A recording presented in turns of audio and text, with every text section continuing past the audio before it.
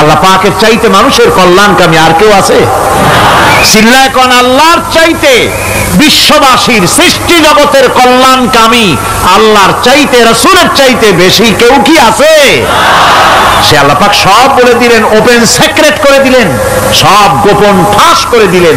কেমনে বিচার হবে, কেমনে কিয়ামত অনুষ্ঠিত হবে, কেমনে কি হবে, সব খুলে খুলে আল্লাহ পাক বলে দিলেন আমাদেরকে ভালো হওয়ার জন্য।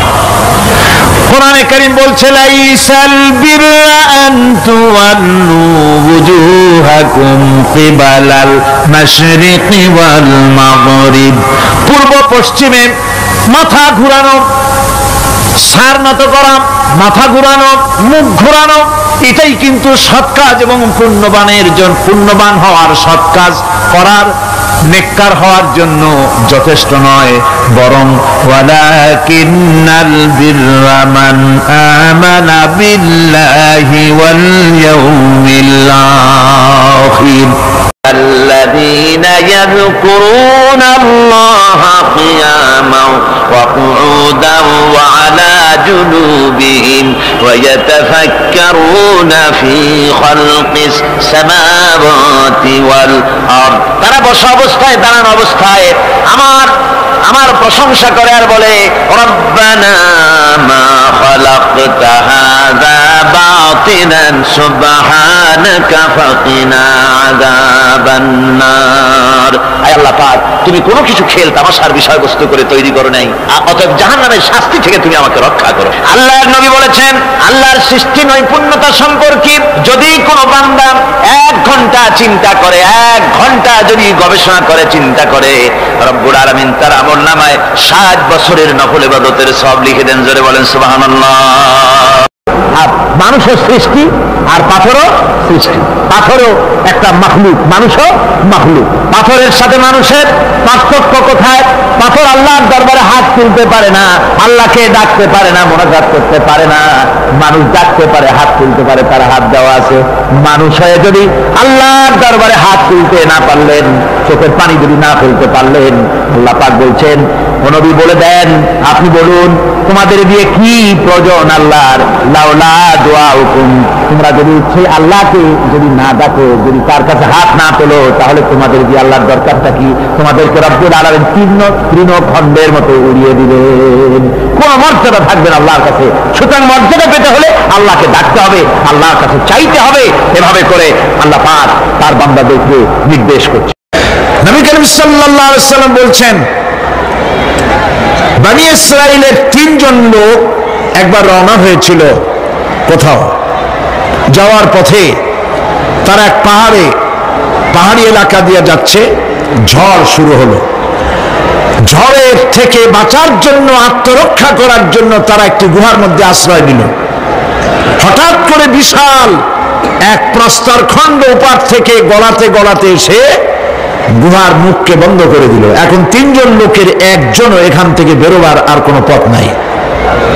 3 জন লোক মরে যাবে, জীবন সম্পর্কে হতাশ হয়ে তারা কাঁদাকাটি শুরু করলো। মুরব্বী যিনি ছিলেন তিনি বললেন, কান্দাতে কোনো লাভ নাই, মরবো তো বটেই, কিন্তু আসো নেক আমল করে যদি কিছু থাকি, আল্লাহকে ভয় করে কোন আমল যদি করে থাকি, চলো সেই আমলটা দিয়ে আল্লাহ পাকের কাছে ওসিলা দিয়ে মাপ চাই। ওই যে সেদিন বলছিলাম, অবতাকু ইলাইহিল ওসিলা মানে পীর ধরা না, অবতাকু ইলাইহিল ওসিলা আয় আমলে সালেহ, নেক কাজের ওসিলা দাও। শুরু হয়ে গেল।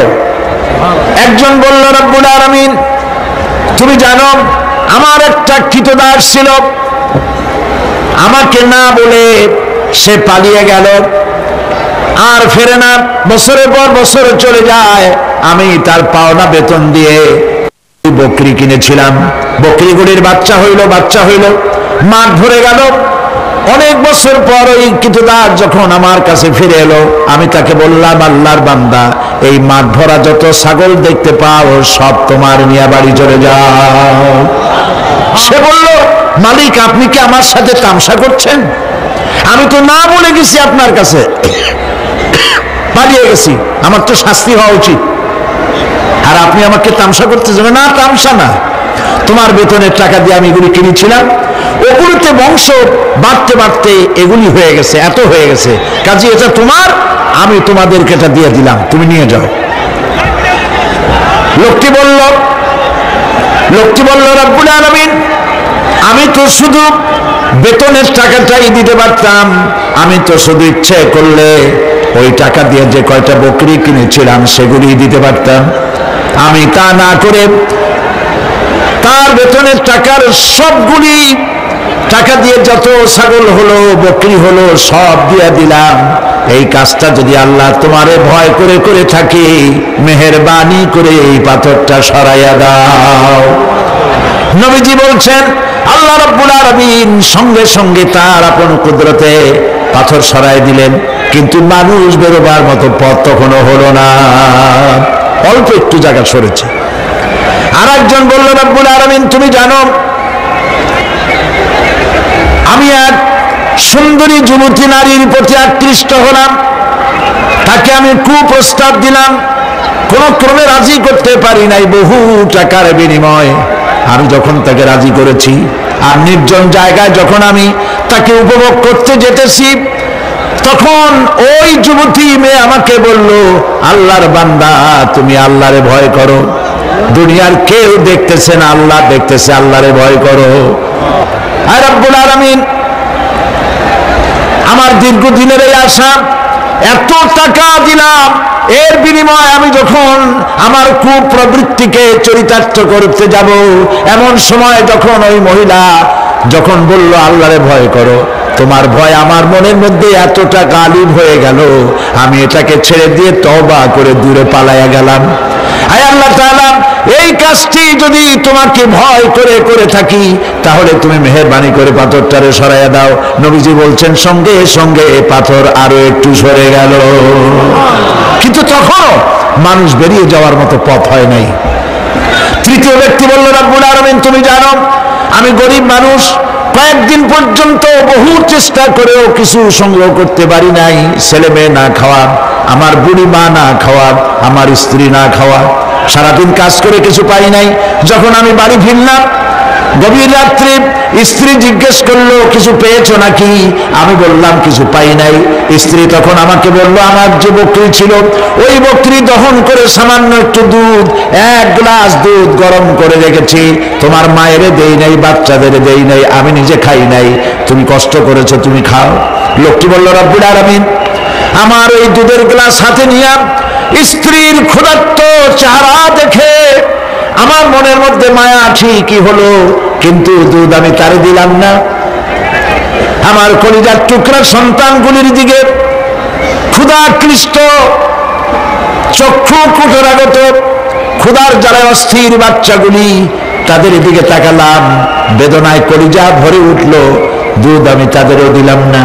এবার চলে গেলাম আমার মায়ের রুমে, যে দেখলাম আমার বুড়ি বাপ 2-3 দিন অনাহারে, মা আমার ক্ষুধায় পড়ে আছেন বিছানায়। আমি আমার সন্তানের দিকে তাকালাম, আমার স্ত্রীর দিকে তাকালাম, নিজেরও পেট, আমার পেটেও দারুণ ক্ষুধা, কাউকে দুধ দিলাম না। আমার মায়েরে ঘুমের থেকে জাগাইয়া পাশে বসাইয়া সবটুকুন দুধ আমার মায়েরে খাওয়াইয়া দিয়েছিলাম।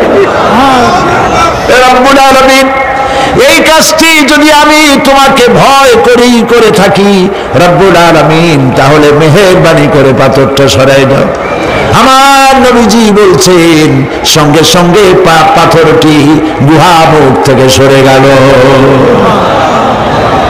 আল্লাহ পাককে ভয় করা, ভয় করে চলার একটি দৃষ্টান্ত, এভাবে অনেক দৃষ্টান্ত হাদিস শরীফের মধ্যে এবং কোরআনের মধ্যে রয়েছে। প্রিয় ভাই সব, মানুষের মর্যাদা টাকায় বাড়ে না। আপনি সৈয়দ বংশের লোক, এটা দেখার আল্লাহর কোনো জরুরত নাই।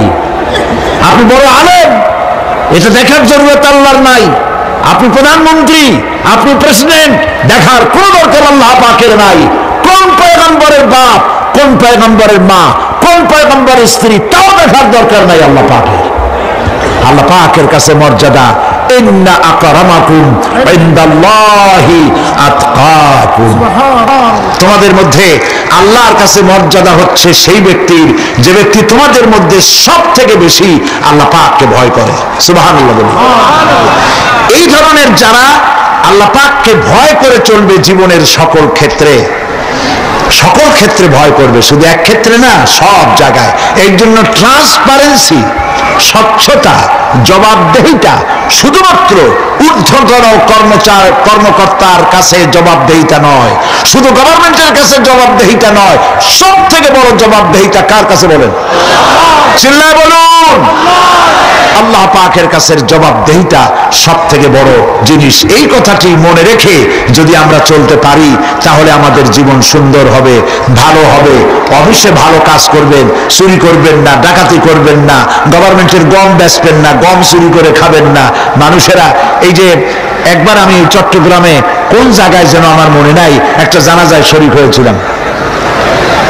জানাজার শেষে বহু বছর আগের কথা, জানাজা শেষে ইমাম সাহেব সকলের দিকে তাকাইয়া জিজ্ঞেস করলো, কেন আসিল? লোকেরা বললো গম আসিল। তা আমি তখন প্রথম চট্টগ্রামে আসছি, আমি ওই অর্থই বুঝি নেই। আমি জিজ্ঞেস করলাম ইমাম সাহেবকে, সবাই চলে যাওয়ার পর বললাম, মৌলানা সাহেব আপনি বললেন কেন আসিল, এটার অর্থটা আমি ভালো বুঝি নেই। আর গম আসিল, তো জানাজার মধ্যে গমের সম্পর্ক কি? চাউল গম এগুলি তো মানুষে খায়। উনি বললেন যে কেন আসিল মানে লোকটা কেমন আসিল। লোকেরা জবাব দিল গম আসিল, তার মানে ভালো ছিল। তা বললাম তাতে হইল কি? কাজে হলো এই এতগুলি মানুষে বললো ভালো, আল্লাহ বলবে ভালো, জান্নাত দিয়ে দিবে। আমি বললাম আল্লাহ সম্পর্কে আপনার এইরকমের ধারণা? এই লোকটা ভালো হোক, আমি কামনা করি ভালো হোক, কিন্তু একজন কন্ট্রাক্টর 5 কোটি টাকার একটি কাজ পেয়েছে, সেই কাজে খরচ করলো 1.5 কোটি আর 2 কোটি, 3 কোটি টাকা মেরে দিল। রাস্তার ইট খাইলো, সিমেন্ট খাইলো, রড খাইলো, বাড়ি খাইলো, গাড়ি খাইলো, বিল্ডিং বানায়, 2 বছর যেতে না যেতে ভেঙে যায়। কালভার্ট ব্রিজ বানাচ্ছে, বানাবার আগেই ভাঙ্গা শেষ। এই লোকটা এই রকমের যে টাকা মারলো, সরকারের টাকা, জনগণের টাকা মারলো, সর্বনাশ করলো, মিথ্যা সাক্ষী শিক্ষা দিল আইনজীবী হয়ে, এই যে কাজগুলি করলো, সবাই বলল লোকটা ভালো। এই মাঠ জোড়া লোক বলল এই লোক, এই মৃত্যু ব্যক্তি ভালো। আর আল্লাহ যদি বলেন এরকম একটা লোককে আল্লাহ যদি বলেন ভালো, তাহলে তিনি আহকামুল হাকিমিন হবেন কিভাবে? প্রিয় ভাই সব, লোকেরা ভালো বললে এই ভালোটা আল্লাহ গ্রহণ করেন। সেটা কিভাবে? আপনি তো জোর করে আদায় করছেন। মানুষের জিজ্ঞেস করছেন লোকটা কেমন, তার কাছে যে টাকা পাবে, তারে যে গাইলাইছে, তারে যে মারছে, সেও বলবে ভালো। এত মানুষের মধ্যে উল্টা করিয়া সে জান নিয়ে ধরবে কেমনে? কিন্তু আসল কথা কোনটি? আসল কথা হলো একটি লোক মারা গেছে, কেউ জিজ্ঞাসা করে নাই, কানে আসা মাত্রই একজনের মুখ থেকে বেরিয়ে গেল, আহারে লোকটা বড্ড ভালো ছিল। এইটা আল্লাহ গ্রহণ করবেন। সুবহানাল্লাহ, এটাই আল্লাহ গ্রহণ করবেন। সেই জন্য এই কাজগুলি হতে হবে তাকওয়ার ভিত্তিতে, আল্লাহকে ভয় করতে হবে। ফিস সিররি ওয়াল আলানিয়া, এটি প্রকাশ্যে এবং গোপনে, সর্বাবস্থায় কলিজার মধ্যে ভয় থাকবে কার? চিল্লায় বলতে হবে কার? আল্লাহ ছাড়া কাউকে ভয় করি না, মনে থাকবে। আল্লাহ ছাড়া কাউকে ভয় করব না। আল্লাহ ছাড়া এত কাউকে ভালোবাসবো না। সব থেকে ভালোবাসবো কারে? আল্লাহকে। ভয় করবো কারে? আল্লাহ পাককে। আল ঈমানু বাইনাল খাউফি ওয়ার রাজা, ঈমান হচ্ছে দুটি জিনিসের মধ্যে, ঈমান এবং আশা। ঈমান এবং আশা, ভয় এবং আশা, ভয় এবং আশা, এই দুইটার মধ্যে হলো ঈমান। হযরত ওমর রাদিয়াল্লাহু তাআলা আনহু কিয়ামতের দিন তিনি বলেন, কিয়ামতের দিন আল্লাহ রাব্বুল আলামিন যদি বলেন পৃথিবীর সমস্ত মানুষ জান্নাতে চলে যাবে, একটা মানুষ মাত্রই জাহান্নামে যাবে, আমি আল্লাহ পাককে এত ভয় পাই, হতে পারে সেই ব্যক্তি আমি ওমর হয়ে যেতে পারি। আর যদি কিয়ামতের দিন আল্লাহ রাব্বুল আলামিন বলেন একটি মাত্র মানুষ জান্নাতে যাবে, আর সব জাহান্নামে যাবে। আমি আমার আল্লাহকে এত আশা করি, এতই তার উপরে আশা রাখি যে সেই ব্যক্তি আমি অমর হয়ে যেতে পারি। ভয় এবং আশা এই দুটির ভিতরেই হয়েছে ঈমান। এই ধরনের পৃথিবীতে আল্লাহকে ভয় করে যারা চলবে, যা পাইলো ওর উপরে নিজেকে সীমাবদ্ধ রাখলো, বাড়াইলো না। প্রিয় ভাই সব, রমজান মাস আসছিল আবার চলেও গেল, ঠিক কিনা? কি জন্য আসছিল? আমরা যেন ইফতারিতে জন্মের খাওয়া খাইতে পারি, এই জন্যে। রমজান মুবারকে সারাদিন রোজা রেখে ইফতারিতে মানুষ যা খাইলো, সুবহানাল্লাহ। পেঁয়াজি, সুবহানাল্লাহ পিছন থেকে বলতেছে, পেঁয়াজি, বেগুনি, ছোলা, মুড়ি, তরমুজ, আম, কাঁঠাল, এত খাওয়া খাইলো। কয়ে হুজুর এত ক্ষুধা লাগে ইফতারের সময়, মনে হয় খাওয়া যদি যাইতো তাহলে জগ আর গেলাসও খাইতাম। তাহলে সারাদিন যা না খাইছিল ওইটা ওইখানে আদায় করে নিল। আচ্ছা, রোজা কি আসছিল আপনার এই ইফতারির মজা খাওয়াবার জন্য? কি জন্য আসছিল বলেন তো একটু? তাকওয়া। বলেন কি জন্যে? তাকওয়া সৃষ্টি করার জন্য। সারা জীবন রোজা রাখলাম, মুত্তাকি হইতে পারলাম না, ঠিক কিনা? রোজার দিনে মানুষ মিথ্যা কথা বলে না, ঠিক কিনা? সব সময় মিথ্যা বলে। এই লোকটিও যদি দিনের বেলায় কোনো লোক আসে এমন যার সাথে মিথ্যা বলাই লাগে, বলে যে ভাই এখন আমি খুব বিজি, মাগরিবের পরে আসো, তাহলে বোঝা গেল লোকটা ভয় করছে, একটু একটু হলেও ভয় করছে। রোজা আসলে ভয় সৃষ্টি করার জন্য, ভয় করতে পারলাম না, ওজনে কম দিলাম, খাদ্যে ভেজাল দিলাম, মিথ্যা কথা বললাম সমানে। প্রিয় ভাই সব, আল্লাহরে ভয় করুন। যারা ব্যবসায়ী ওজনে কম দিয়া প্রতিদিন 5 গ্রাম, আগে তো 6 টাকা বলতাম আমরা, এখন কি বলে? গ্রাম, 20 গ্রাম, 14 গ্রাম। তো এই যে গ্রাম, 500 গ্রাম, নানান রকমের গ্রাম, এই কয় গ্রাম করিয়া জীবনে কয় মন বাঁচাবেন? কয় মন বাঁচাবেন? আর এর দ্বারা আপনার হবে কি? মাপে কম দিলেন, ওজনে কম দিলেন, খাদ্যে ভেজাল দিলেন, চাউলে ভেজাল, ঘিতে ভেজাল, তেলে ভেজাল, সমানে দিতে থাকলেন। আহারে, যাওয়ার সময়, মৃত্যুর সময় সাথে কিছু নিয়ে যেতে পারবেন? পারবেন না। এখানে আল্লাহ পাককে ভয় করুন। ব্যবসায় বরকত দেওয়ার মালিক কে? জোরে বলেন কে? আল্লাহ রাব্বুল আলামিন বরকত দেওয়ার মালিক। এটা বিশ্বাস করে আল্লাহকে ভয় করুন। ব্যবসায়ী ভাইরা নিয়ত করুন, ওজনে কম দেব না, খাদ্যে ভেজাল দেব না, মিথ্যে কথা বলবো না, এই তাফসীর শোনার দাম হবে। যারা চাকরি করেন তারা ওয়াদা করুন, সরকার যে বেতন দেয় সেই বেতন দিয়ে যেমন করে হোক কষ্ট করে জীবন যাপন করতে হলেও করব, হারাম ঘুষ খাবো না। ঘুষ খাওয়া হারাম, শূকরের মাংস খাওয়া যেমন হারাম, ঘুষের একটি পয়সাও থেকে শুরু করে কোটি কোটি টাকা পর্যন্ত তেমন হারাম। এগুলো যদি বাঁচতে পারে তাহলেই এর নাম হবে তাকওয়া। এটাকে আপনাকে বুঝতে হবে এইভাবে। পুলিশ দেখে না, এন্টি করাপশন ডিপার্টমেন্ট দেখে না, গোয়েন্দা বিভাগের কেউ দেখে না, কিন্তু আল্লাহর চোখে ফাঁকি দেওয়া যাবে না। এটার নাম হলো তাকওয়া। এই আল্লাহকে ভয় যদি করতে পারি তাহলে পরিচয় হবে মুত্তাকি। আর কোরআন আসছে মুত্তাকিদের জন্য। ইবাদত করলে পরে তাকওয়ার সৃষ্টি হবে, রোজা রাখলে পরে তাকওয়ার সৃষ্টি হবে। আল্লাহকে ভয় করাটার নামই হলো তাকওয়া। এই তাকওয়া যারা করবে, আল্লাহরে ভয় করবে, সেই বান্দাদের জন্য আল্লাহ পাক বলছেন, কি বলছেন? ইন্নালিল মুত্তাকিনা মাফাজা। এই মুত্তাকিদের জন্যই রয়েছে বিরাট সাফল্য কিয়ামতের দিন। সুবহানাল্লাহ। আল্লাহ পাক এদেরকে জান্নাত দিবেন। কি দিবেন বলেন? কোরআনে কারীমের মধ্যে আল্লাহ পাক এই পৃথিবীর বুকে যারা আরামের টাটকা সুখগুলি, আরামগুলি যারা বর্জন করে আল্লাহ রাব্বুল আলামিনকে বিশ্বাস করে যারা জীবন পরিচালনা করেছে, আল্লাহ পাক তাদের জন্য জান্নাত রেখেছেন এবং তাদের জন্য বলছেন, সাবিকু ইলা মাগফিরাতিন মির রাব্বিকুম ওয়া জান্নাতিন আরদুহা কা'আরদিস সামাই ওয়াল আরদ উইদ্দাত লিল্লাযীনা আমানু বিল্লাহি ওয়া রাসূলিহি। আল্লাহ পাক বলেন, প্রতিযোগিতা করো আল্লাহর মাগফিরাত কামনার জন্য আর জান্নাতে যাওয়ার জন্য প্রতিযোগিতা করো, আল্লাহর রহমত পাওয়ার জন্য সৎ কাজের প্রতিযোগিতা করো, তাহলে আল্লাহ রাব্বুল আলামিন তোমাদেরকে ক্ষমা করবেন আর তোমাদের জন্য এমন জান্নাত দিবেন যেই জান্নাত আকাশের বিশালতার জমিনের বিশালতার মতো।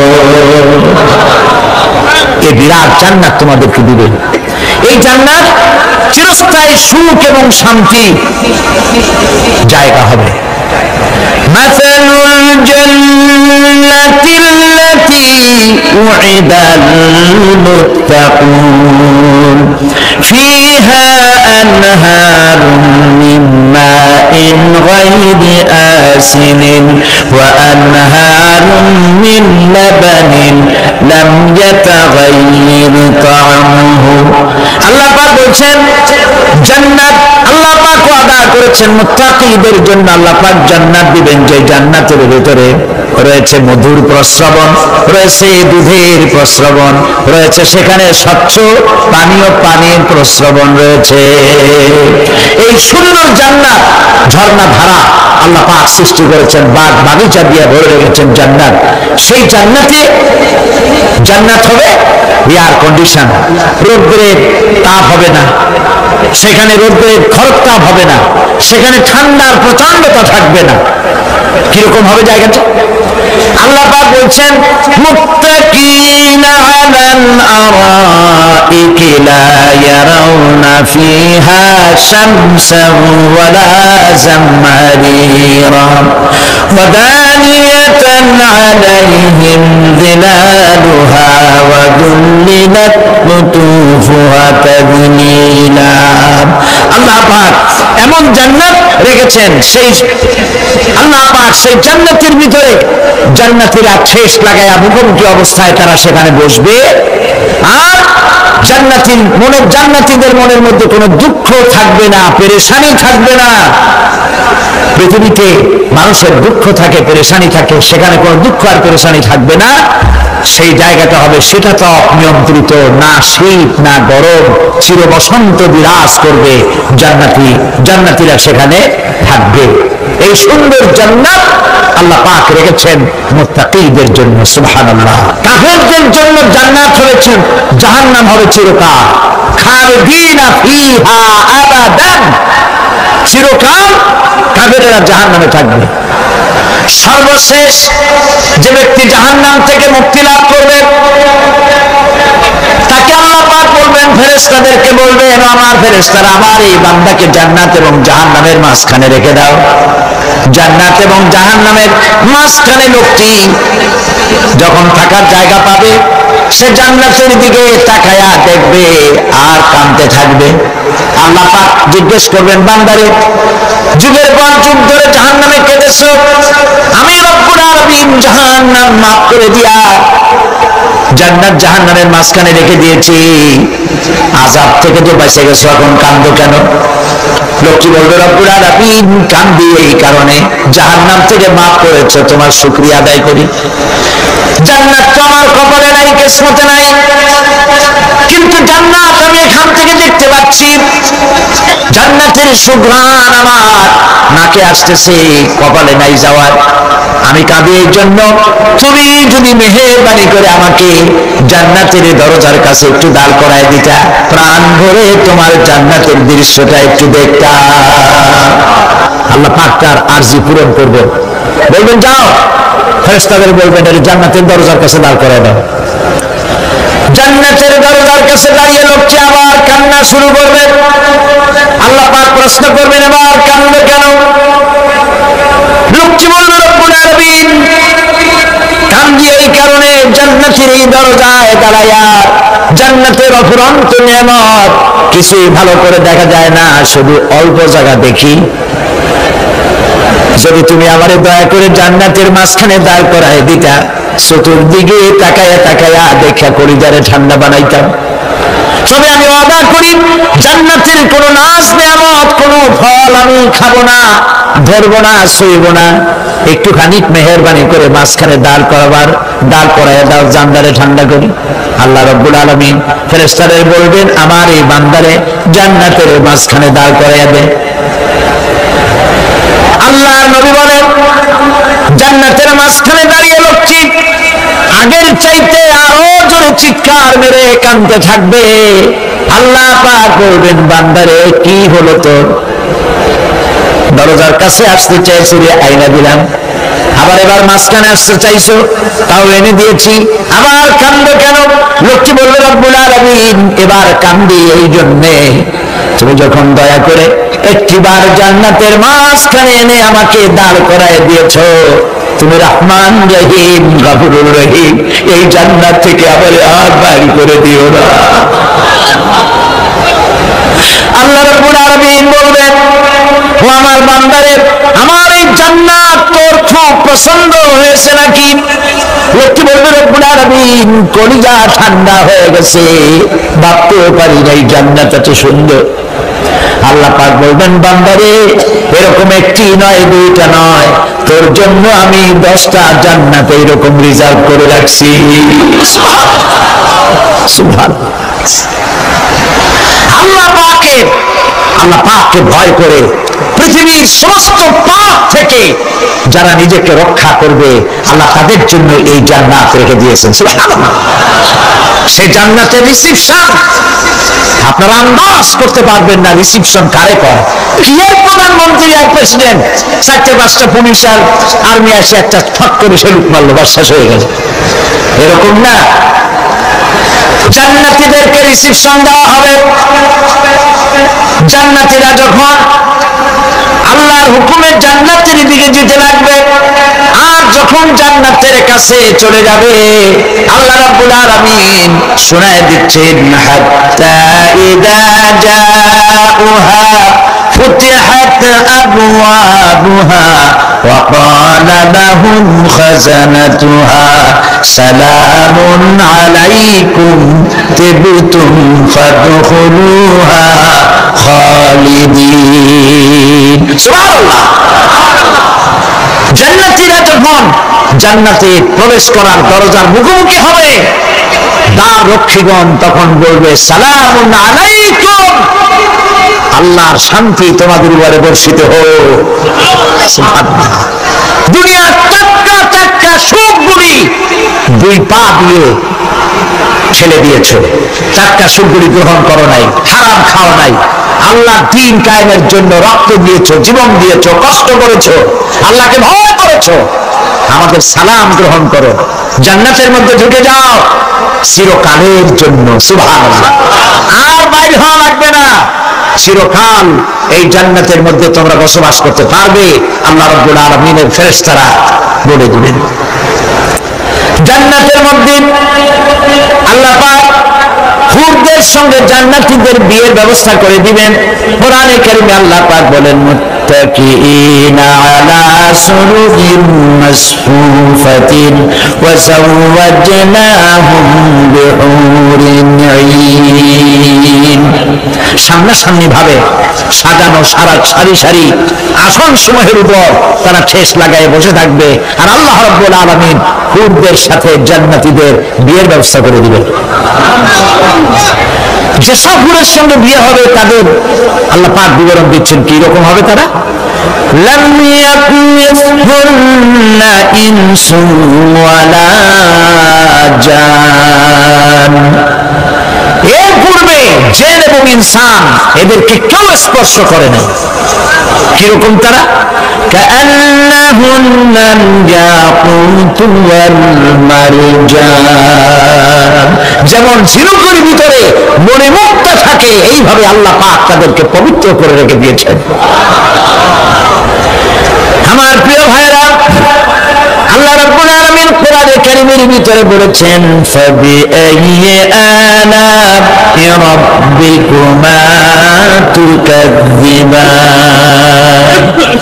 জান্নাত দান করে আল্লাহ পাক এবার জান্নাতীদেরকে সম্বোধন করে বলবেন ইয়া ইবাদি লা খাউফুন আলাইকুমুল ইয়াওমা ওয়ালা আনতুম তাহজানুন। হে আমার বান্দারা, লা খাউফুন আলাইকুমুল ইয়াওম, আজ আর কোনো ভয় নাই। সুবহানাল্লাহ, সুবহানাল্লাহ। আজ আর কোনো ভয় নাই, কোনো চিন্তাও নাই, আরামে এই জান্নাতের মধ্যে বসবাস করো। এরপরে আল্লাহ পাক জিজ্ঞেস করবেন, ও আমার জান্নাতীরা, আমি যেসব ওয়াদা করছিলাম আমার ওয়াদা মোতাবেক সমস্ত নিয়ামত পেয়েছো? তারা বলবে হ্যাঁ পেয়েছি, সব নিয়ামত আপনার ওয়াদা মোতাবেক সব পেয়েছি। আল্লাহ রাব্বুল আলামিন বলবেন সব পাও নাই, ওয়ানাদাইনা মাজিদ, আমার কাছে আরো বেশি আছে। সুবহানাল্লাহ, আমার কাছে আরো বেশি আছে। জান্নাতীরা বুঝবে না সে আরো বেশিটা কি, এর থেকে আর বেশি কি। প্রিয় ভাই সব, নবী করিম সাল্লাল্লাহু আলাইহি সাল্লাম বলেছেন, জান্নাতের সুখ আর শান্তি কোন চোখ নাই যা দেখেছে, যা কোন অন্তঃকরণ নাই যা কল্পনা করতে পেরেছে। এই জান্নাত মুত্তাকিদের জন্য আল্লাহ রাখছেন। সুবহানাল্লাহ। জান্নাতীরা ভাবতেও পারবে না সেই নিয়ামতগুলি কি। প্রিয় ভাই সব, সেই মুহূর্তে আল্লাহর নবী মুহাম্মদুর রাসূলুল্লাহ সাল্লাল্লাহু আলাইহি ওয়াসাল্লাম বলবেন, রব্বুল আলামিন, আমার উম্মতেরা জান্নাতীরা বুঝতে পারে নাই আপনার কাছে কি নিয়ামত আরো বেশি আছে। আমার এই উম্মতেরা জান্নাতীরা আপনার ওয়াদা মোতাবেক সব পেয়েছে, কিন্তু একটি জিনিস এখনো তাদের কিসমতে হয় নাই। সেই জিনিসটা হলো, যারা তার রবকে না দেখে শুধু কোরআন আর হাদিসের কথা শুনে আরবের ঘুম হারাম করে তাহাজ্জুদের নামাজ আদায় করেছিল, চোখের পানি জ্বলেছিল, যারা জান্নাত দেখে নাই, জাহান্নাম দেখে নাই, আপনাকে ভয় করে যারা জীবন পরিচালনা করেছিল, যারা আপনাকে দেখে নাই, না দেখে শুধু কোরআন হাদিস বিশ্বাস করে যারা অকাতরে নিজেদের জীবন বিলায় দিয়েছিল, এই জান্নাতীরা এখন পর্যন্ত তার রবকে দেখতে পারে নাই।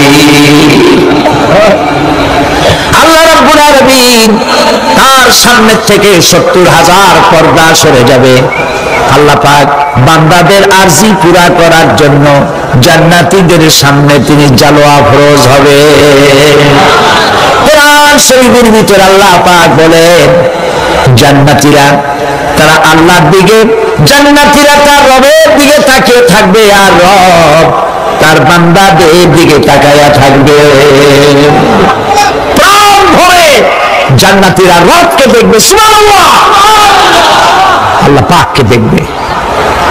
প্রাণ খুলে আজ দোয়া করি, রব্বুল আলামিন, জান্নাতের যেই পরিবেশে, যেই জায়গায় তুমি দয়া করে তোমার গোলামদেরকে তুমি নিজেই দর্শন দিবে, দেখা দিবে। মনিব গো, ও আমাদের রব, আজ এই বিশাল জনসমুদ্র নিয়ে তোমার দরবারে আবেগ ভরা কণ্ঠে বলি, যে অনুষ্ঠানটি তুমি এমন মুবারক অনুষ্ঠান করবে যেখানে তুমি জান্নাতীদেরকে দেখা দিবে, ওই জান্নাতের কোন একটি, ওই অনুষ্ঠানের কোন একটি কোনায় কানায় আমাদেরকে দাঁড় করাইয়া দেখান তো।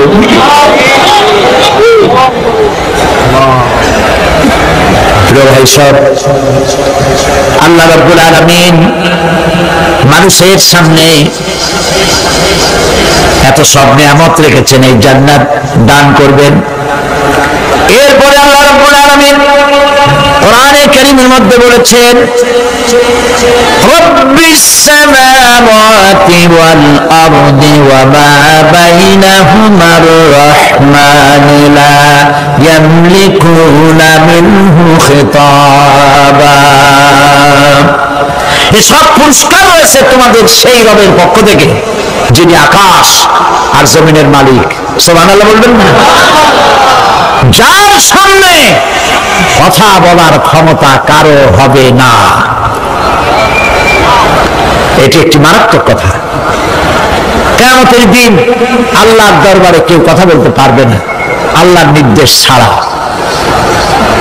একটি আকীদা পরিষ্কার করে নিয়ে যান আপনাদের, সে আকীদাটা এভাবে পরিষ্কার করুন, কোন পীর সাহেব, কোন খাজা বাবা, কোন মাওলানা, কোন মুহাদ্দিস, কোন বুজুর্গ আপনাকে সুপারিশ করতে পারবে না, যদি না আল্লাহ পাক তাকে কথা বলার তৌফিক না দেন। মনে থাকবে এটা। আয়াতুল কুরসির ভিতরে আমরা পড়ি, মান যাল্লাযী ইয়াশফাউ ইনদাহু ইল্লা বিইযনিহি। আল্লাহ পাক বলেছেন কিয়ামতের দিন আল্লাহর দরবারে কার সাহস আছে কথা বলতে পারে? মান যাল্লাযী ইয়াশফাউ ইনদাহু ইল্লা বিইযনিহি। আল্লাহর ওয়াদা ছাড়া, হুকুম ছাড়া আল্লাহর সামনে কথা বলা সেদিন কেউ থাকবে না। সুবহানাল্লাহ। কেউ কথা বলতে পারবে না। সুপারিশ করতে হবে, আল্লাহ যারে বলেন তুমি করো, অমুকের জন্য করো, সেই ব্যক্তি শুধু তার জন্যই করতে পারবে, আর কেউ কথা বলতে পারবে না। সেই কঠিন হাসরের ময়দান, যেদিন শুধুমাত্র আল্লাহ পাক কথা বলবেন, আর যারে বলতে বলবেন সেই কেবলমাত্র বলতে পারবে। সুপারিশ এটি আল্লাহ পাক কিয়ামতে পারমিশন দিলে বলা যাবে। হযরত ইব্রাহিম আলাইহিস সালাম কিয়ামতের দিন তার নিজের পিতা সম্পর্কে সুপারিশ করবেন। রব্বুল আলামিন, আমার আব্বার জন্য সুপারিশ করতেছি, মেহেরবানি করে জাহান্নাম থেকে তারে আপনি রক্ষা করুন। আল্লাহ রব্বুল আলামিন বলবেন, ইব্রাহিম তোমার সুপারিশ মঞ্জুর হবে না। প্রিয় ভাই সব, একটু মাথা খাটান, চিন্তা করেন। জাতির পিতা কে? জাতির পিতা চিল্লান, কলিজা সাফ করে ফেলুন। মুসলমানদের জাতির পিতা হাফিজ আলী কেউ হতে পারে না।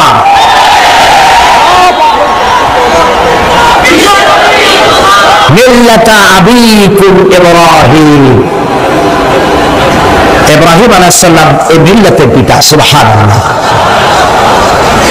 হযরত ইব্রাহিম আলাইহিস সালাম কিয়ামতের দিন বলবেন, আল্লাহ আমার আব্বার জন্য সুপারিশ করছি। আল্লাহ পাক বলবেন মঞ্জুর হবে না। আসল তোমার পিতা হতে পারে, কিন্তু আমার খলিলকে আগুনে ফেলার জন্য নমরুদকে সে সহযোগিতা করেছে, আমি তোমার পিতাকে ক্ষমা করব না। নবী করিম সাল্লাল্লাহু আলাইহি সাল্লামকে সাহাবায়ে কেরাম জিজ্ঞেস করেছেন, হে রাসূল, আপনার আব্বা এবং আম্মার অবস্থা কি হবে? নবী করিম সাল্লাল্লাহু আলাইহি সাল্লাম কেঁদে ফেলেছেন, সাফ করেছেন, আমি তাদের কোনো উপকারে আসব না। আল্লাহু আকবার। আপনি মনে করছেন নাকি যে ইয়া নবী সালাম আলাইকা বলি অমনি নবী সুপারিশ পাবেন? এত সহজ। কতগুলো রসগোল্লা খাইবেন আর বড় একটা মিছিল করলেন আর অমনি চলে যাবেন? পৃথিবীর সব মানুষ, সাহাবায়ে কেরাম বাদ দেন, পৃথিবীর সমস্ত মানুষ একত্রিত হয়ে আবু তালেব রাসূলুল্লাহকে যে ভালোবেসেছেন, ওর 1000 ভাগের 1 ভাগও সারা দুনিয়ার মানুষ রাসূলুল্লাহকে ভালোবাসতে পারবে? পারবে? নিজের ছেলে আলীকে, আলী রাদিয়াল্লাহু তাআলা আনহুকে আলাদা বিছানায় শোয়াইয়া, ছোট্ট মানুষ হযরত আলী আলাদা জায়গায় রাখিয়া মুহাম্মদ রাসূলুল্লাহ সাল্লাল্লাহু আলাইহি সাল্লাম এতিম মানুষ তারে কলিজার সাথে বুকের মধ্যে আশ্রয় দিয়ে আগলে রেখেছেন বুক করে। সেই আবু তালেব মৃত্যুর সময় নবী করিম সাল্লাল্লাহু আলাইহি সাল্লাম বলেছিলেন, চাচা একটি বার আমার কানে তাওহীদের কালেমা শোনায় দেয়। আবু তালেব তার কিসমতে ছিল না কালেমা। মরে যাওয়ার পর একজন সাহাবী বলেছিলেন, ইয়া রাসূলুল্লাহ, মৃত্যুর সময় আবু তালেবের মুখ আমি মস্তে দেখেছি, তিনি কালেমা পড়েছেন সম্ভবত। রাসূলুল্লাহ সাফ বলেছেন, আমি শুনি নাই। এত ভালোবাসার পরেও হাদিস শরীফে এসেছে আবু তালেব জাহান্নামে যাবে। কোথায় যাবে? জাহান্নামে। সবচাইতে কম আযাব হবে কার? আবু তালেবের। কম আযাবটা কি?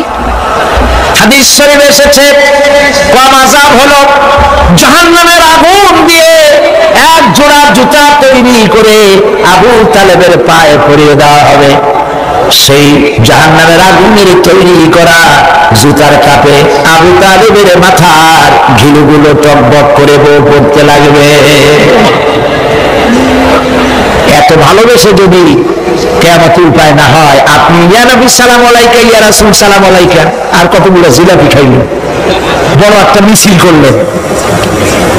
প্রিয় ভাই সব, এইসব বিদআত ছাড়ুন, এগুলি সুস্পষ্ট বিদআত। রাসূলুল্লাহকে ভালোবাসবেন, সাহাবীরা যেভাবে ভালোবেসেছেন ওইভাবে ভালোবাসবেন। আল্লাহ রাব্বুল আলামিন বলেন, যালিকাল ইয়াউমুল হক ফামান শাআ ইত্তাখাযা ইলা রাব্বিহি মাআবা। এই দিনটি অবশ্যই আসবে, সেদিনটি নিশ্চিতভাবে আসবে। আর এখন যার ইচ্ছা সে তার রবের দিকে অগ্রসর হোক।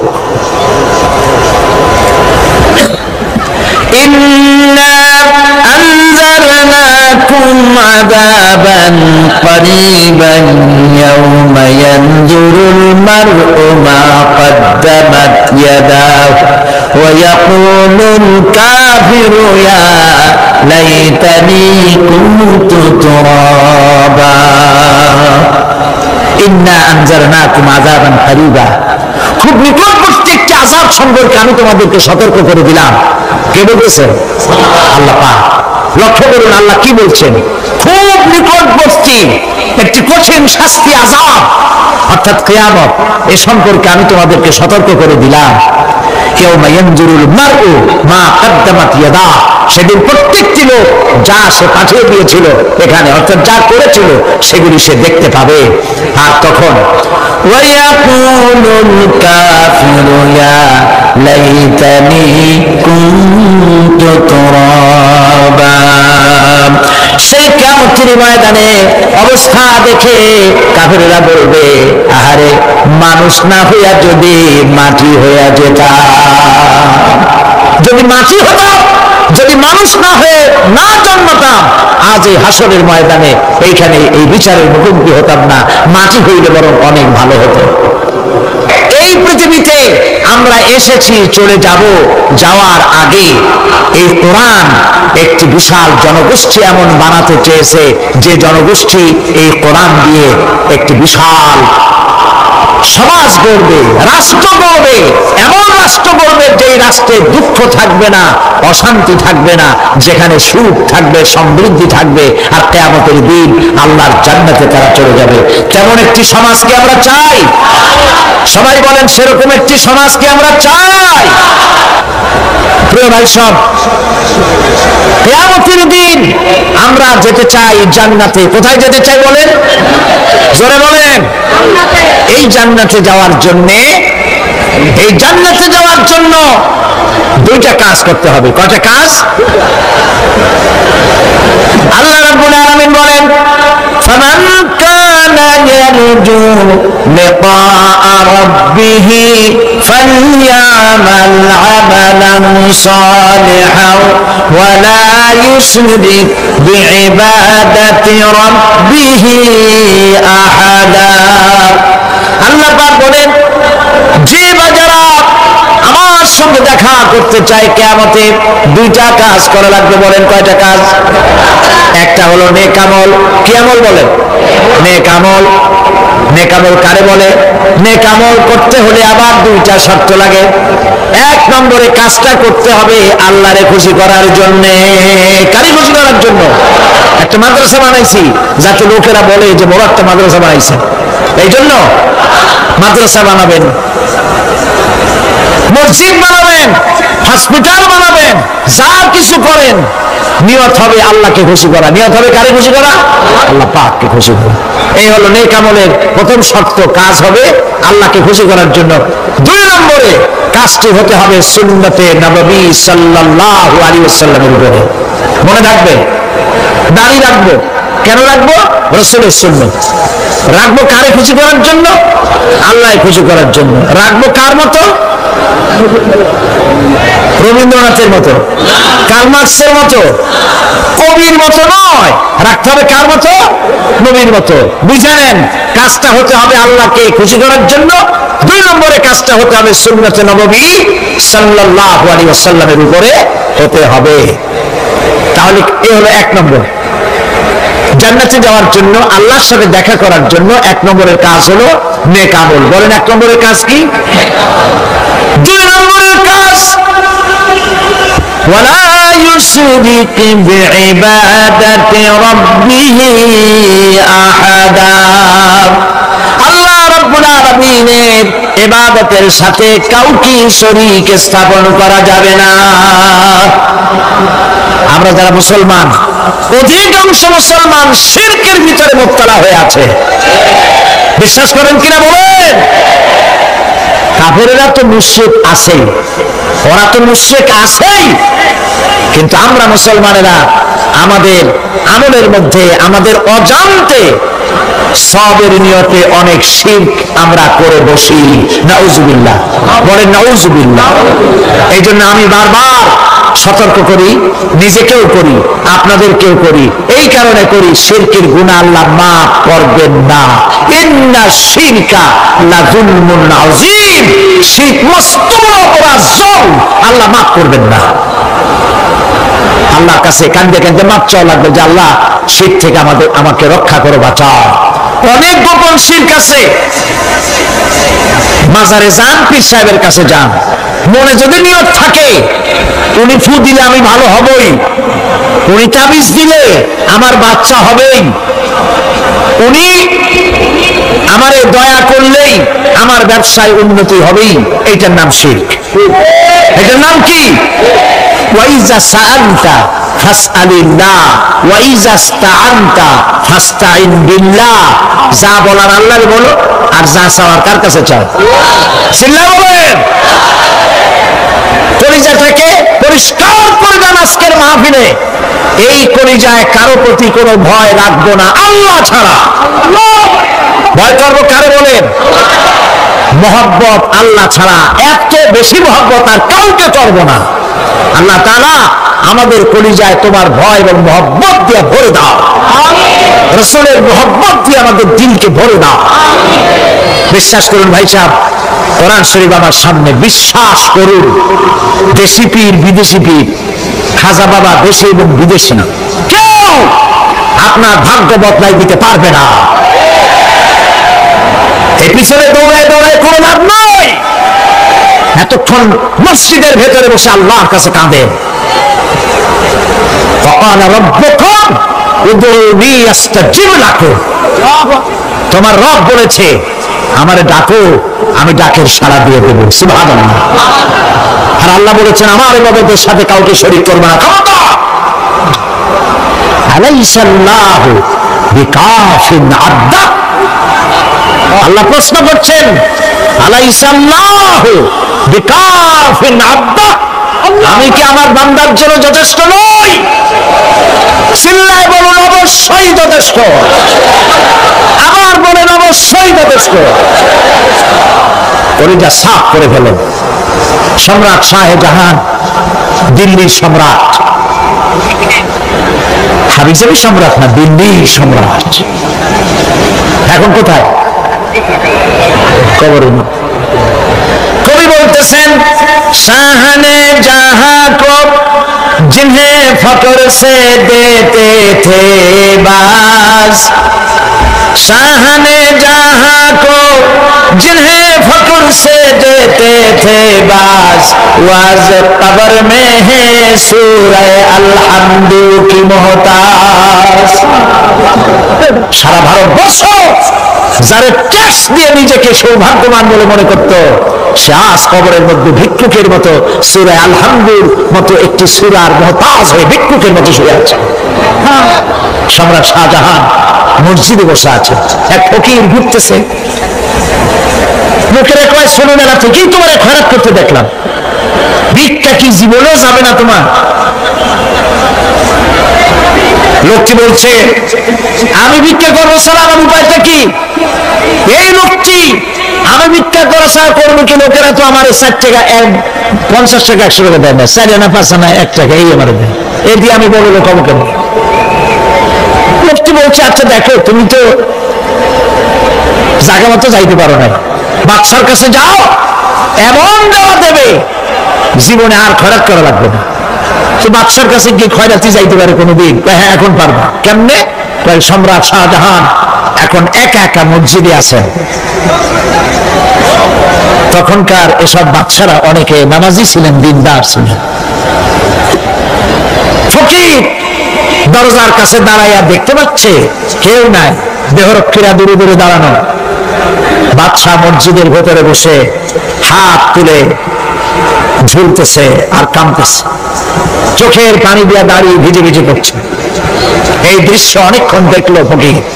কিছুক্ষণ পর সম্রাট শাহজাহান মসজিদ থেকে বেরিয়ে আসছে। ফকির বলছে, আসসালামু আলাইকুম হুজুর। তিনি বললেন, ওয়ালাইকুম আসসালাম। চলে গেল। বাচ্চা বললো, আমার কাছে তো কেউ আইসা কিছু না চাইয়া তো যায় না, এরে দেখলাম খয়রাতির মতো কিছু চাইলো না, বেটা ভয় করলো নাকি? হ্যাঁ এদিকে আসো। আসছে। ভয় পাইছো? কয় না, ভয় পাইনি। তো কিছু যে চাইলে না? ফকির বলছে, জাহাপানা সত্যিই কিছু চাইতে আসছিলাম, তারপর চাইলে না কেন? ফকির বলছে, জাহাপানা সারা জীবন ভিক্ষা করেছি, আজ দিল্লি সম্রাটের কাছে বেশি পাওয়ার লোভে এসেছি না, কিন্তু আপনার দশা দেখা আমার জ্ঞানের চোখ খুলে গেছে।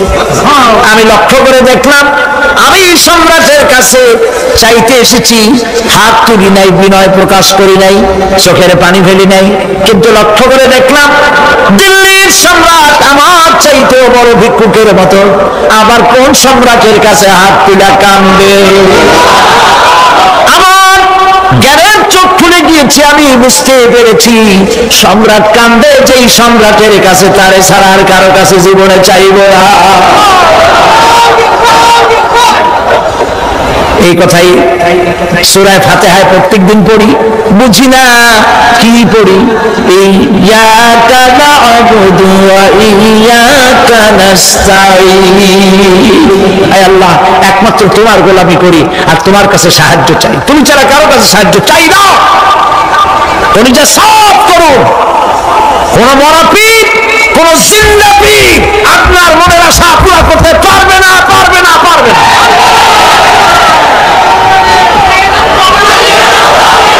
আর আজ থেকে কোন মাজারে টাকা দিবেন না, পয়সা দিবেন না, আগরবাতি দিবেন না, মোমবাতি দিবেন না, গোলাপ পানি দিবেন না। কারা কারা দিবেন না হাত উঁচু করে দেখা। আল্লাহর যা ফরজ, যা হুকুম তা মানবো, আল্লাহ যা নিষেধ করেছেন তার থেকে ফিরে থাকবো, এটাই হলো কাজ। এরপরে রব্বুল আলামিন বলেন, ওয়াল্লাযীনা ইয়াকুলুনা রাব্বানা হাব লানা মিন আজওয়াজিনা ওয়া যুররিয়্যাতিনা কুররাতা আয়ুনিন ওয়াজআলনা লিল মুত্তাকিনা ইমামা। রহমানের বান্দা অষ্টম নম্বর এবং শেষ নাম্বার হচ্ছে এটা বৈশিষ্ট্য এই যে তারা রহমানের যারা খাঁটি বান্দা, আল্লাহর যারা খাঁটি বান্দা, তারা রব্বুল আলামিনের কাছে মুনাজাত করে, আমার রব, আয় আমার আল্লাহ, হাবলানা মিন আজওয়াজিনা ওয়া যুররিয়াতিনা, আমাদের এবং আমাদের স্ত্রীদের আর আমাদের সন্তানদেরকে তুমি দয়া করে আমাদের চক্ষুর শীতলতা বানায় দাও। করে বলেন আমিন। ওয়াজআলনা লিল মুত্তাকিনা ইমামা, আর আমার এই সন্তানদেরকে তুমি মুত্তাকিদের ইমাম বানায় দাও। শুধু মুত্তাকি বানায় না, মুত্তাকিদের নেতা বানায় দাও। যেরকম সুবহানাল্লাহ।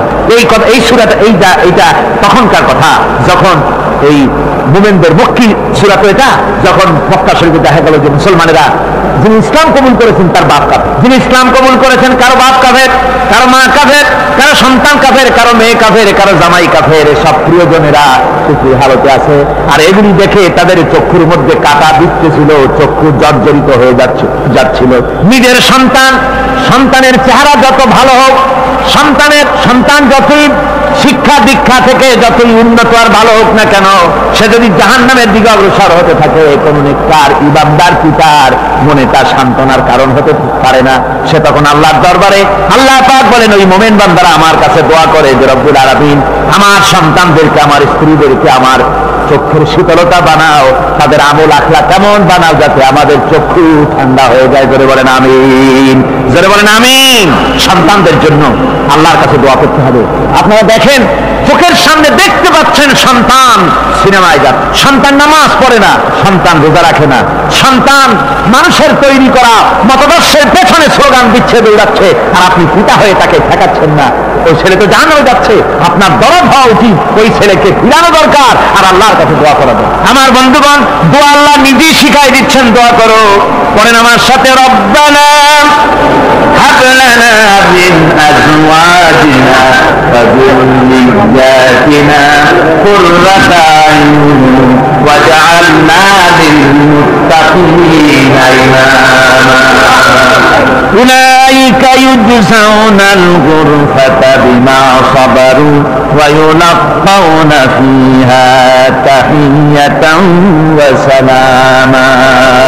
আল্লাহ পাক বলেন, এই সব লোকদের জন্য তারা যে সবর করেছিল, সেই সবরের কারণে আমি তাদের উত্তম জাযা দান করব।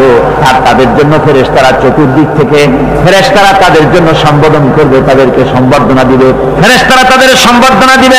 ওয়াল মালাইকাতু ইয়াদখুলুনা আলাইহিম মিন কুল্লি বাবিন সালামুন আলাইকুম বিমা সাবারতুম ফানি'মা উকবাদ দার।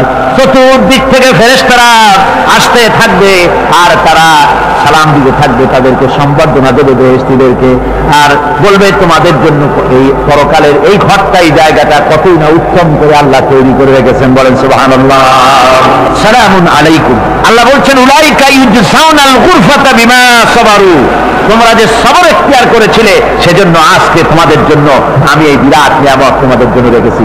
দিনকে চালু করতে গেলে, ইসলামী আন্দোলন করতে গেলে বিপদ আসে, আর সেই বিপদে সবর এখতিয়ার করতে হয়। কত ভয় আসে, লোভ আসে, কত কিছু আসে।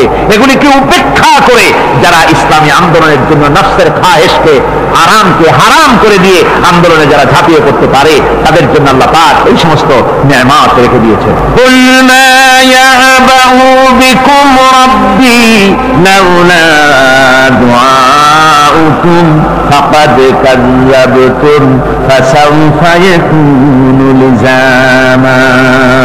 ও নবী, আপনি এদেরকে বলেন, আপনি এই লোকগুলিকে বলেন যে তোমাদের ব্যাপারে আল্লাহর কি প্রয়োজন পড়েছে যদি তোমরা আল্লাহকে নাই ডাকো, আল্লাহর কাছে যদি দোয়া না করো, যদি হাত না পাতো, আল্লাহ কি যদি না ডাকো, তাহলে তোমাদের যে আল্লাহর দরকার, ফাকাদ কাযযাবতুম, তোমরা তো অস্বীকার করে চলছো। ফাসাউফা ইয়াকুনু লিজামা, খুব তাড়াতাড়ি করে তোমরা বুঝতে পারবে, এমন অবস্থা, এমন আযাব আসবে যে তখন তোমাদের প্রাণ বাঁচানোই দায় হয়ে পড়বে। আমার বন্ধুগণ, একটা মানুষের সাথে মানুষের সৃষ্টি আর পাথরও সৃষ্টি, পাথরও একটা মাখলুক, মানুষও মাখলুক। পাথরের সাথে মানুষের পার্থক্য কোথায়? পাথর আল্লাহর দরবারে হাত তুলতে পারে না, আল্লাহকে ডাকতে পারে না, মোনাজাত করতে পারে না। মানুষ ডাকতে পারে, হাত তুলতে পারে, তার হাত দেওয়া আছে। মানুষ হয়ে যদি আল্লাহর দরবারে হাত তুলতে না পারলেন, চোখের পানি যদি না ফেলতে পারলেন, আল্লাহ পাক বলছেন, ও নবী বলে দেন, আপনি বলুন তোমাদের দিয়ে কি প্রয়োজন আল্লাহর? লাউলা দুআউকুম, তোমরা যদি সেই আল্লাহকে যদি না ডাকো, যদি তার কাছে হাত না তোলো, তাহলে তোমাদের দিয়ে আল্লাহর দরকারটা কি? তোমাদেরকে রব্বুল আলামিন তৃণখণ্ডের মতো উড়িয়ে দিবেন, কোন মর্যাদা থাকবে না আল্লাহর কাছে। সুতরাং মর্যাদা পেতে হলে আল্লাহকে ডাকতে হবে, আল্লাহর কাছে চাইতে হবে। এভাবে করে আল্লাহ পাক তার বান্দাদেরকে নির্দেশ করছেন। আমার বন্ধুগণ, এই মোট 8টি বৈশিষ্ট্য ইসলামের আপনার মুমিন বান্দাদের জন্য, রহমানের খাঁটি বান্দাদের জন্য এই 8টি বৈশিষ্ট্য আল্লাহ পাক দান করেছেন। এই 8টি বৈশিষ্ট্য যেন আল্লাহ পাক আমাদের মধ্যে দান করে দেন। জোরে বলেন আমিন, আরো জোরে বলেন আমিন। 8টি বৈশিষ্ট্যের জন্য আল্লাহ পাক বেহেশত রেখেছেন। 8টি বেহেশত কয়টি? এই 8টি বেহেশতের দরওয়াজা আল্লাহ যেন আমাদের জন্য কিয়ামতে খুলে দেন। জোরে বলেন আমিন।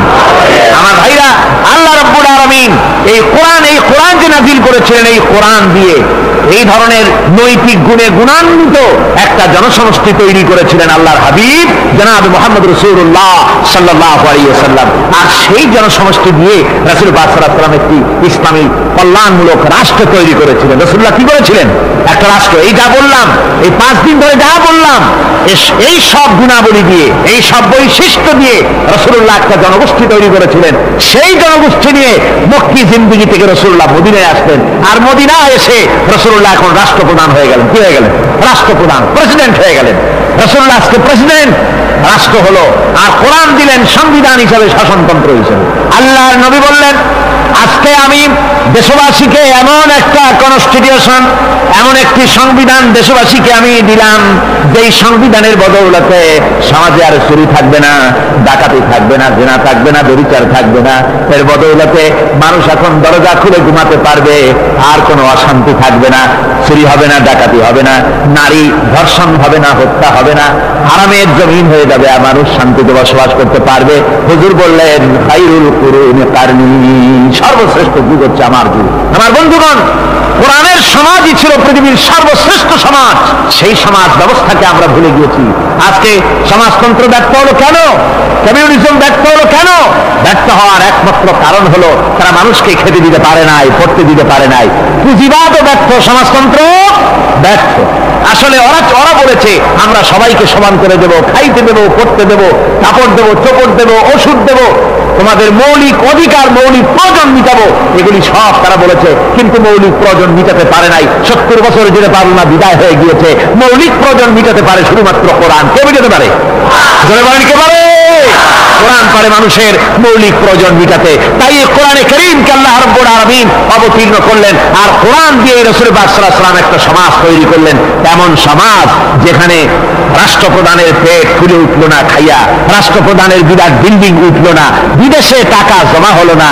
আজকে আমরা দেখি পৃথিবীতে কত জায়গায় রাষ্ট্রপ্রধান নিজের ছেলেবেলে নাই, হাওলাত করা ছেলে একটা, তাও যদি এত টাকা পয়সা বিদেশে জমা করে, তাহলে মানুষেরা মন্তব্য করে যদি নিজের ছেলে থাকতো তাহলে তো গোটা বাংলাদেশ বিদেশি ব্যাংকে জমা দিয়ে দিত। ইসলাম পৃথিবীতে এসেছে মানুষকে এমন এক শান্তির বিধান দিতে। রাষ্ট্রপ্রধান মুহাম্মদ রাসূলুল্লাহ সাল্লাল্লাহু আলাইহি ওয়াসাল্লাম, মানুষ খাবার পেয়েছে, দরজা খুলে ঘুমাবার সুযোগ পেয়েছে। আজ হযরত আবু হুরায়রা রাদিয়াল্লাহু তাআলা আনহু বলেন, আমি রাসূলুল্লাহর কাছে গেলাম, হুজুরকে গিয়ে সালাম করলাম। আল্লাহর নবী সালামের জবাব দিলেন, কিন্তু দেখতে পেলাম মুখ নড়ে, আওয়াজ বেরোলো না। কারণ কি? কাছে গিয়ে দেখি নবীজি ক্ষুধার যন্ত্রণায় কথা বলতেছেন, আওয়াজ বেরোতেছে না। এত ক্ষুধা লেগেছে আল্লাহর নবীর। 2-4 দিন চলে গেছে, খাবার নাই। রাসূলুল্লাহ সমস্ত গনিমতের মাল, যাকাত সদকার মালগুলি, খাদ্য দ্রব্যগুলি 2 হাতে বিতরণ করেছেন। নিজের পেটে খাবার নাই, মানুষকে দিতেছেন। দিতে দিতে এশার নামাজ পড়ে নবীজি ঘরের মধ্যে প্রবেশ করে হযরত আয়েশা সিদ্দিকা রাদিয়াল্লাহু তাআলা আনহাকে ডেকে বলেন, আয়েশা রে, সারাদিন কষ্ট করেছি, দারুণ ক্ষুধা লেগেছে, তাড়াতাড়ি করে কিছু খাবার আমারে এনে দাও। হযরত আয়েশা হুজুরের ক্ষুধার্ত শ্রান্ত ক্লান্ত চেহারার দিকে তাকাইয়া হযরত আয়েশা কেঁদে বলেছেন। হযরত মা আয়েশা কাঁদেন আর বলেন, ইয়া রাসূলুল্লাহ, হে আল্লাহর নামের কসম করে বলি, আমি আয়েশার ঘরে কোনো পানি ছাড়া কোনো খাবার নাই। এই ছিল রাসূলের আদর্শ। আল্লাহুম্মা আমিন। ربنا ظلمنا أنفسنا وإن لم تغفر لنا وترحمنا لنكونن من الخاسرين ربنا لا تزغ قلوبنا بعد إذ هديتنا وهب لنا من لدنك رحمة إنك أنت الوهاب ربنا فاغفر لنا ذنوبنا وكفر عنا سيئاتنا وتوفنا مع الأبرار ربنا وآتنا ما وعدتنا على رسلك ولا تخزنا يوم القيامة إنك لا تخلف الميعاد আয় আল্লাহ রব্বুল আলামিন, বিশাল এই জনতা নিয়ে তোমার দরবারে হাত তুলেছি। রব্বুল আলামিন, কোরআনে কারীমের মাহফিল বড় আশা করে হাত তুলেছি। মেহেরবানি করে আলোচনার সব রাসূল করিম সাল্লাল্লাহু আলাইহি ওয়াসাল্লামের রূহ মুবারকে পৌঁছায় দাও। তাম পৃথিবীর মাটির নিচে মুমিন মুমিনাত যারা শুয়ে আছে তাদের রূহের উপরে সওয়াব পৌঁছায় দাও রব্বুল আলামিন। আমাদের মা বাপ যাদের দুনিয়া থেকে বিদায় হয়ে গেছে কবরগুলিকে জান্নাতের টুকরা বানায়া দাও রব্বির হামহুমা কামা রব্বায়ানি সগীরা। সবাই পড়েন রব্বির হামহুমা কামা রব্বায়ানি সগীরা। আল্লাহ আমাদের মা বাপ যাদের বেঁচে আছে স্বাস্থ্য ভালো রাখো আল্লাহ, তাদেরকে হায়াতে তাইয়্যিবা দাও, সিহাতে কুল্লিয়া দাও, খাতিমা বিল খাইর করো রব্বুল আলামিন। কোরআনে কারীমের মাহফিলে বড় আশা করে আমরা হাত তুলেছি, আমাদের জিন্দেগির সকল গুনাহ খাতা মাফ করে দাও। আয় আল্লাহ তাআলা জীবনে বহু গুনাহ করেছি, গুনাহ করে করে জীবনটাকে নষ্ট করে দিয়েছি। আয় আল্লাহ তুমি দয়া করে মেহেরবানি করে আমাদের জিন্দেগি গুনাহ মাফ করে দাও রব্বুল আলামিন। না বুঝে সওয়াব মনে করে অনেক শিরক বিদআত আমরা করেছি, মনে করেছি ওতে সওয়াব হবে, আমরা বুঝি নাই। আল্লাহ আমাদের ভুল বুঝানো হয়েছে, নিজেরাও ভুল বুঝেছি। এভাবে সওয়াবের নিয়তে শিরক বিদআত আমাদের মধ্য থেকে যা হয়েছে আল্লাহ দয়া করে তুমি আমাদেরকে ক্ষমা করে দাও। আয় আল্লাহ আমাদেরকে দয়া করে শিরক এবং বিদআত মুক্ত জীবন যাপনের তৌফিক দিয়ে দাও রব্বুল আলামিন। এত বড় বিরাট তাফসীরুল কোরআন মাহফিল, লক্ষ লক্ষ টাকার প্রয়োজন আল্লাহ, টাকা পয়সার অভাব নাই রব্বুল আলামিন। তুমি গানি আর আমরা ফকির। আয় আল্লাহ এই শহরেতে এমন লোক আছে একজনই মাহফিলের খরচ দিয়ে দিতে পারে, আল্লাহ তোমার বান্দাদের দিল তুমি নরম বানাইয়া দাও। কোরআনের মাহফিল কোন বছর ঋণগ্রস্ত থাকে নাই, এবারও যেন থাকে না আল্লাহ। বাজেট যা আছে তার চাইতে বেশি তুমি মেহেরবানি করে জোগাড় করে দাও রব্বুল আলামিন। আরেকটা দোয়া তোমার দরবারে করি, চেস্তিয়া আর বজনিয়া শেষ হয়ে গেল আল্লাহ, ওদের সাথে আমাদের রক্তের সম্পর্ক নাই, ওদের সাথে আমাদের আত্মীয়তার সম্পর্ক নাই, ওদের সাথে আমাদের শুধু ইমানের সম্পর্ক। আল্লাহ ওদেরকে মেরে মেরে কাফেররা শেষ করে দিল মাবুদ। বজনিয়ার চেস্তিয়ায় আর একবার তুমি তোমার রহমতের ফেরেশতা পাঠায় দিয়া সাহায্য করো আল্লাহ। কাশ্মীরের মুসলমানদের উপরে আরেকবার সাহায্য করো রব্বুল আলামিন। এই মাহফিল আল্লাহ যত মানুষ আসে আল্লাহ বড় আশা নিয়ে আসে কোরআনের মাহফিলে, অনেকের রোগ ব্যাধি আছে, তাদের ধারণা কোরআনের মাহফিলে দোয়া কবুল হয় আল্লাহ, তুমি দয়া করে এই ধারণা তুমি মঞ্জুর করে নাও। যার যত রোগ আছে বালাই আছে ব্যাধি আছে আল্লাহ সকলকে মাফ করে দাও। সুবহান রাব্বিকা রাব্বিল ইজ্জাতি আম্মা ইয়াসিফুন ওয়া সালামুন আলাল মুরসালিন আলহামদুলিল্লাহি রাব্বিল আলামিন। ওয়াজআল আখিরা কালিমাতিনা ইনদাল মাউত লা ইলাহা ইল্লাল্লাহু মুহাম্মাদুর রাসূলুল্লাহ। আসসালামু আলাইকুম ওয়া রাহমাতুল্লাহ।